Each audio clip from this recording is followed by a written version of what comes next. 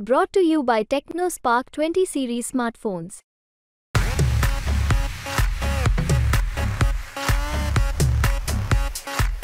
राज्यभरात आपण पाहिलं की लोकसभेच्या निवडणुकीसाठी अतिशय चुरशीनं मतदान झालं। मतदानाचा टक्का थोडासा घसरला जरी असला तरी देखील अतिशय अटीतटीच्या लढती या वेगवेगळ्या मतदारसंघामध्ये झाल्या।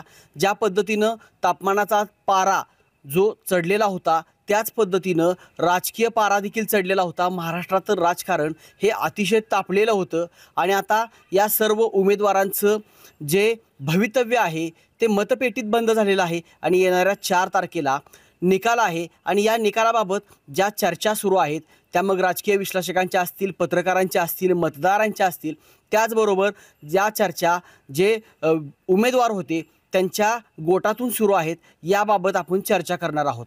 आपण या व्हिडिओमध्ये माढा लोकसभा मतदारसंघाबाबत चर्चा करणार आहोत की ज्या माढ्याची चर्चा संपूर्ण राज्यभर झाली। आपण पाहिले की सुरुवातीपासूनच माढा लोकसभा मतदारसंघ हा चर्चेत होता, तो म्हणजे मोहिते पाटलांना केलेल्या बंडामुळे।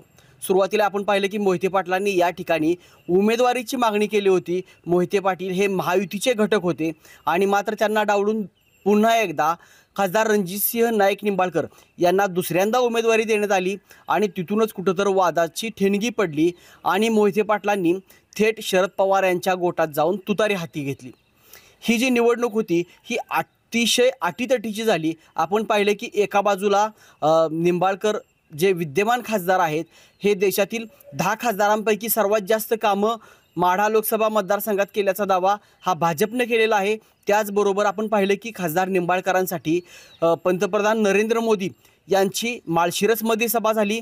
त्याचबरोबर निंबाळकरांच्या पाठीमागं मतदारसंघातील म्हणजे जे विधानसभा आहेत लोकसभेच्या अंतर्गत यातील सर्व जे आमदार आहेत, विद्यमान आमदार आहेत ते त्यांच्या पाठीमागं होते आणि एकंदरीत मोहिते पाटलांचं त्या ठिकाणी तगडं आव्हान दिलं म्हटलं तर काय वावगं ठरणार नाही। कारण का मोहिते पाटलांच्या जर पाठीमागं पाहिलं तर ऐन टाईम आलेले उत्तम जानकर, त्याचबरोबर सांगोल्याचे बाबासाहेब देशमुख आणि छोटे मोठे नेते जे होते, त्याचबरोबर रामराजेंचे समर्थक। आपण पाहिले की यामध्ये सर्वात मोठी जी विरोध होता तो सुरुवातीपासून निंबाळकरांच्या उमेदवारीला रामराजेंचा होता आणि मोहिते पाटलांचा होता। आता रामराजेंचं जर आपण पाहिलं तर रामराजे आणि खासदार रणजितसिंह नाईक निंबाळकर हे पारंपरिक विरोधक आहेत आणि त्यातूनच सुरुवातीपासून एक अस्तित्वाची लढाई असल्याप्रमाणे रामराजेंचं संपूर्ण जे कुटुंब होतं ते खासदार निंबाळकरांच्या विरोधात एकवटलं होतं।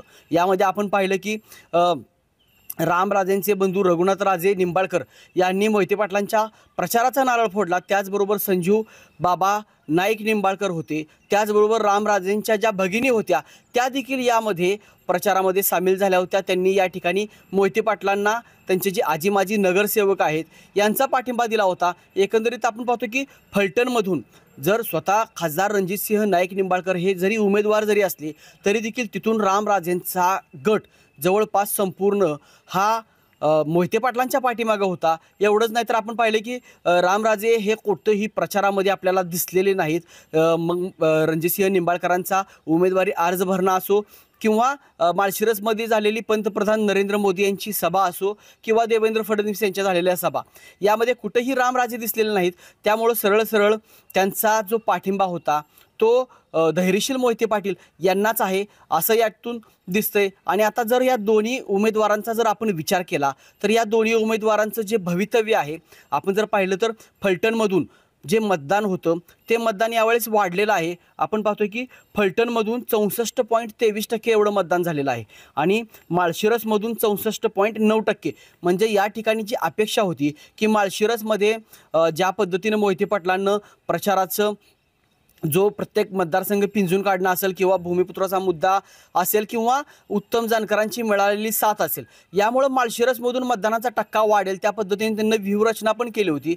मात्र आपण पाहतो की फलटणनं या ठिकाणी बाजी मारले, थोड्या टक्क्यानं का होईना मात्र हे निर्णायक मतं ठरू शकतात आणि ही मतं कुणाच्या बाजूनं वाढले असतील, म्हणजे आपण पाहिलं की फलटणमधून जो मतदानाचा जो टक्का वाढला तो भूमिपत्र म्हणून खासदार रणजितसिंह नाईक निंबाळकर यांच्या बाजूने वाढला का रामराजे यांनी जी व्यूहरचना केली होती की जेणेकरून काहीही करून हा विजयाचा जो रथ आहे रणजितसिंह नाईक निंबाळकरांचा रोखायचा आणि मोहिते पाटलांना मदत होईल, या पद्धतीने जी व्यूहरचना केली होती त्यामुळे हे मतदानाचा टक्का वाढलाय का हा येणाऱ्या 4 तारखेला समजेल.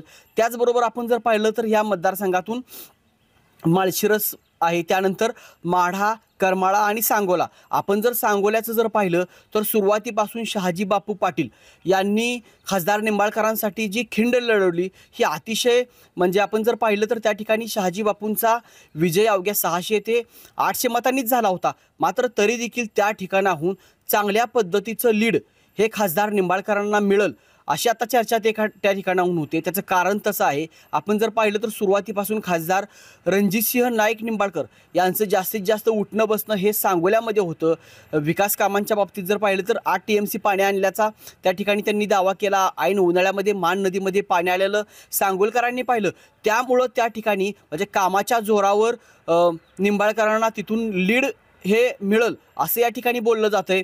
त्याचबरोबर आपण जर पाहिलं तर करमाळ्यामध्ये संजय मामा शिंदे आहेत, रश्मी बागल आहेत, या दोन्हीही खासदार निंबाळकरांच्या पाठीमागं होत्या. मात्र त्या ठिकाणी नारायण पाटील जे होते, नारायण पाटलांनी ऐन टायमाला शरद पवार यांची साथ देण्याचं ठरवलं. त्यांनी स्पष्ट सांगितलं की माझ्या अस्तित्वाची लढाई आहे. आपण जर उद्याची जर विधानसभा पाहिली तर रश्मी बागल या BJPमध्ये गेलेल्या आहेत. त्यामुळं उद्याची जर विधानसभा जर कदाचित स्वतंत्र सर्व पक्ष जर लढले तर त्या ठिकाणाहून रश्मी बागल हे भारतीय जनता पार्टीच्या उमेदवार असतील. संजय मामा हे ऑलरेडी अजित पवार यांच्या राष्ट्रवादीमध्ये आहेत. त्यामुळं नारायण जे पाटील आहेत माजी आमदार, त्यांना पक्ष नव्हता आणि त्यांनी त्या ठिकाणी तुतारीमध्ये जाण्याचा निर्णय घेतला. त्याचबरोबर मोहिते पाटलांची त्यांचे असलेले संबंध देखील जुने आहेत. त्यामुळं नारायण पाटलांची जी मदत आहे ती मोहिते पाटलांना झालेली आहे. आणि आपण जर गेल्या निवडणुकीमध्ये जर पाहिलं तर जवळपास 30,000चं लीड हे संजय मामा शिंदे यांना त्या ठिकाणाहून मिळालं होतं. त्यामुळं यावेळेस ते लीड निंबाळकरांना मिळतंय का हे पाहणं गरजेचं आहे आणि कशा पद्धतीनं तिथं मतदान झालेलं आहे हे येणाऱ्या 4 तारखेला आपल्याला समजेल.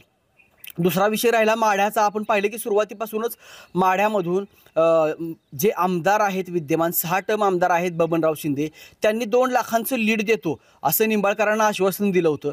मात्र आपण पाहिलं तर अतिशय अटीतटीचा सामना हा माढ्यामध्ये झालेला आहे. त्या ठिकाणी तुतारीचीच हवा असल्याचं आजही बोललं जातं. आणि आपण जर पाहिलं तर माढ्यातील जी 14 गावं आहेत ही माळशिरसमध्ये आहेत. त्यामुळं निश्चितच त्या ठिकाणी एकाला कुणाला लीड चांगल्या पद्धतीचं मिळेल असं शक्यता कमी आहे. त्यामुळं समसमान किंवा 50% अशा पद्धतीची परिस्थिती ही माढ्यामधून राहील. आणि जर आपण माळशिरसचा जर विचार केला तर माळशिरसमध्ये या वेळेस आपण जर पाहिलं जे 30-40 वर्षाचे जे पारंपरिक विरोधक होते माळशिरसमधून उत्तम जानकर यांनी थेट मोहिते पाटलांना साथ देण्याचं त्या ठिकाणी ठरवलं. आणि आपण पाहिलं की विधानसभेची जी निवडणूक आहे त्यामध्ये त्यांनी मोहिते पाटलांनी त्यांना शब्द दिला की त्या ठिकाणाहून उत्तम जानकर हे विधानसभेला उमेदवार असतील आणि लोकसभेला धैर्यशील मोहिते पाटील, म्हणजे एकाच मतदारसंघातील विधानसभेतील जर 2 उमेदवार असतील तर विकासाच्या दृष्टीने सोपं होईल. आणि अशा पद्धतीची व्यूहरचना ही जानकरांनी आणि मोहिते पाटलांनी त्या ठिकाणी केली. त्यामुळं जर आपण पाहिलं तर माळशिरसचं जर आपण पूर्णपणे जर विधानसभेचं जर गणित पाहिलं तर त्या ठिकाणी मोहिते पाटलांच्या विचाराचा आमदार आजपर्यंत झालेला आहे. आणि त्यामुळं तिथं उत्तम जानकरांची वाट ही थोडीशी सोपी होईल मोहिते पाटलांना आत्ता त्यांनी पाठिंबा दिल्यामुळं. मात्र दुसरी जर बाजू पाहिली तर धवलसिंह मोहिते पाटील की जे कैलास वासी माजी मंत्री प्रतापसिंह मोहिते पाटील यांचे चिरंजीव आहेत, ते काँग्रेसमध्ये होते. मात्र त्यांनी थेट भाजपच्या उमेदवार आहेत, त्यांना त्या ठिकाणी पाठिंबा दिला. त्यामुळं त्या ठिकाणी संपूर्ण जर आपण माळशिरस लोकसभा म्हणजे माळशिरस विधानसभेचा जर विचार केला तर मोहिते पाटील विरोधक जे आहेत ते पूर्णपणे त्या ठिकाणी एकवटले होते आणि त्यांनी जास्तीत जास्त मतदान हे विरोधात करण्याचा त्या ठिकाणी प्रयत्न केला असणार आहे. त्याच पद्धतीनं त्या ठिकाणी आपण पाहिलं की स्वतः उपमुख्यमंत्री देवेंद्र फडणवीस यांनी देखील ताकद लावली होती. त्यांच्या त्या ठिकाणी 4 सभा झाल्या. पंतप्रधान नरेंद्र मोदी यांची त्या ठिकाणी सभा झाली. आणि आपण जर पाहिलं तर जातीय समीकरणं चा जर विचार केला माढा लोकसभा मतदारसंघामध्ये, तर धनगर समाजाची मतं ही 2 नंबरला त्या ठिकाणी आहेत. ओबीसीची मतं आहेत, मायक्रो ओबीसीची मतं आहेत आणि यामध्ये त्या ठिकाणी पंतप्रधानांचं जे भाषण होतं त्यामध्ये येळकोट येळकोट जय मल्हार, बाळूमामाच्या नावानं चांग भलं, अशा पद्धतीच्या त्या ठिकाणी त्यांनी जयघोष केला. एकंदरीत त्या ठिकाणी धनगर समाजाची जी मतं होती ती आकर्षित करण्याचा प्रयत्न त्या ठिकाणी पंतप्रधान यांनी स्वतः केलेला आहे आणि आता त्या ठिकाणी ही मतं निर्णायक ठरणार आहेत. आपण जर पाहिलं तर जे सर्व धनगर समाजातील जे नेते आहेत, महादेव जानकर असतील, गोपीचंद पडळकर असतील, याचबरोबर जे दुसरे देखील नेते आहेत ते निंबाळकरांच्या पाठीमागं आहेत. त्यामुळं ही मतं कशा पद्धतीनं कौल कोणाला देत आहेत हे या येणाऱ्या 4 तारखेला समजणार आहे. आणि आपण जर या संपूर्ण 6 ज्या विधानसभा आहेत आणि संपूर्ण जर लोकसभा आहे ह्याचा जर पूर्ण जर अभ्यास केला तर अतिशय अटीतटीचं या ठिकाणी मतदान झालेलं आहे. यामध्ये आपण जर पाहिलं तर करमाळ्याला 54.38% मतदान म्हणजे कमी मतदान झाले, तर माढ्यामधून 64.5% एवढं मतदान झालं आहे. सांगोल्यातून त्या ठिकाणी 63.8% मतदान झाले, म्हणजे सांगोल्यामध्ये मतदान चांगलं झालं त्या मानानं. आणि फलटणमधून 64.23% मतदान झालं आहे आणि माणमधून 61.56% मतदान झालं आहे. आता या सर्व याच्यामध्ये मान हा एक महत्त्वाचा मतदारसंघ आहे की आपण पाहिलं की जयकुमार गोरे की जे खासदार निंबाळकरांचे मित्र आहेत, सोबते आहेत आणि चांगल्या पद्धतीचं खंबीरपणे ते कायमस्वरूपी निंबाळकरांच्या पाठीमागं असतात. तर यामध्ये आपण पाहिलं की त्यांनी यापूर्वी देखील म्हटलं होतं की 50,000चं लीड आम्ही मानमधून देऊ. मात्र त्या ठिकाणी जर आपण पाहिलं तर एक चांगल्या पद्धतीची मोर्चा बांधणी ही विरोधकांनी केली होती. मानमधून जरी मताधिक्य मिळालं, मात्र खटावमध्ये त्या ठिकाणी तुतारीला चांगल्या पद्धतीनं मतदान झाले असं बोललं जातं आहे. त्या ठिकाणचे जे अनिल देसाई आहेत, त्याचबरोबर प्रभाकर गाडगे देशमुख आहेत, प्रभाकर देशमुख आहेत, जे शेखर गोरे आहेत, ही जी विरोधक मंडळी आहेत यांची मोड बांधण्यामध्ये शरद पवार त्या ठिकाणी यशस्वी झालेले आहेत. आणि त्या ठिकाणाहून गेल्या वेळेस त्यांना म्हणजे रणजितसिंह नाईक निंबाळकर यांना 23,000चं लीड मिळालं होतं. मात्र अपेक्षित लीड त्या ठिकाणाहून मिळणार नाही असं बोललं जाते. त्यामुळं खासदार रणजितसिंह नाईक निंबाळकर यांची जी मदार आहे ही फलटण आणि मान यावरती आहे. त्याचबरोबर सांगोल्याचा त्यांना आधार मिळणार आहे या निवडणुकीमध्ये. तर मोहिते पाटलांचं संपूर्ण जे या निवडणुकीमध्ये जो विजयाचा जो पूर्णपणे जो विश्वास आहे तो माळशिरसवरती पहिल्यांदा आहे. त्याचबरोबर माढा आहे, करमाळ आहे, यातून मिळणारं जे मताधिक्य आहे ते मोहिते पाटलांना या ठिकाणी तारणार आहे. आता येणाऱ्या 4 तारखेला निकाल आहे आणि यामध्ये आपण पाहतोय की सुरुवातीपासून जी चुरस सुरू होती ती अद्यापही सुरू आहे. आपण पाहतोय की माढा लोकसभेसाठी 11 बुलेटची आत्ताही पैज लागलेली आहे. ती पैज आपण पाहिलं की निंबाळकरांचे जे समर्थक आहेत अनुप शाह त्यांनी पंढरपूरमध्ये येऊन ती स्वीकारली. म्हणजे आपण पाहतोय की ही निवडणूक सोपी नाही, जेवढी वाटत होती सोपी. म्हणजे गेल्या वेळेस खासदार निंबाळकरांचा 84,000 विजय झाला, मात्र यावेळेस निंबाळकरांचे जे समर्थक आहेत ते स्वतः सांगतात की 50,000 ते 70,000 आम्ही निवडून येऊ. म्हणजे तुम्ही 2 लाखांनी निवडून येऊ असा दावा सुरुवातीला करणारे विद्यमान खासदार होते.